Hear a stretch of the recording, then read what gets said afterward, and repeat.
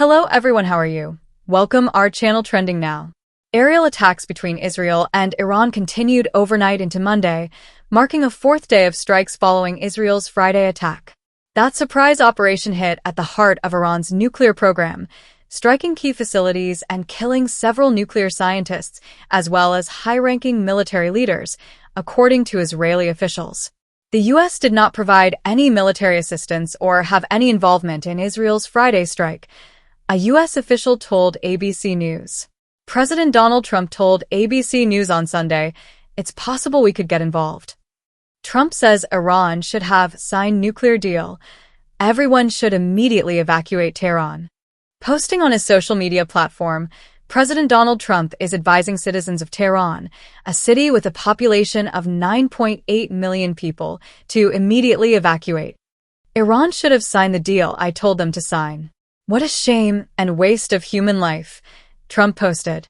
U.S. Embassy in Tel Aviv closed Tuesday. In another security alert, the State Department said the U.S. Embassy in Tel Aviv would be closed again on Tuesday.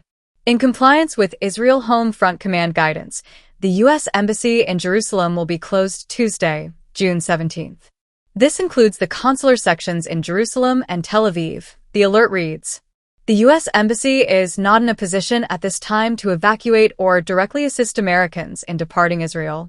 Additionally, a U.S. official said that the State Department's task force on Middle East evacuations held a meeting Monday where potential plans to facilitate the departures of Americans from Israel were discussed at length. However, there are no indications at this point that any action is imminent. More missiles launched toward Tel Aviv from Iran, IDF says. Sirens sounded in several areas across Israel a short time ago after the Israel Defense Forces said it identified another round of missiles launched by Iran. Shortly after, the IDF gave the all-clear. The U.S. is moving an additional aircraft carrier to the Middle East, according to U.S. officials, among other U.S. military developments since the start of the conflict between Israel and Iran. The aircraft carrier USS Nimitz and 3 destroyers in its strike group are now headed to the Middle East from their current deployment to the Western Pacific, the official said. The Nimitz is being directed to make its way to the Middle East without delay, one of the officials said, where it will overlap with the USS Carl Vinson. In a statement on social media, Defense Secretary Pete Hegseth confirmed that, over the weekend, he directed the deployment of additional capabilities to the Middle East. Protecting U.S. forces is our top priority, and these deployments are intended to enhance our defensive posture in the region, he said.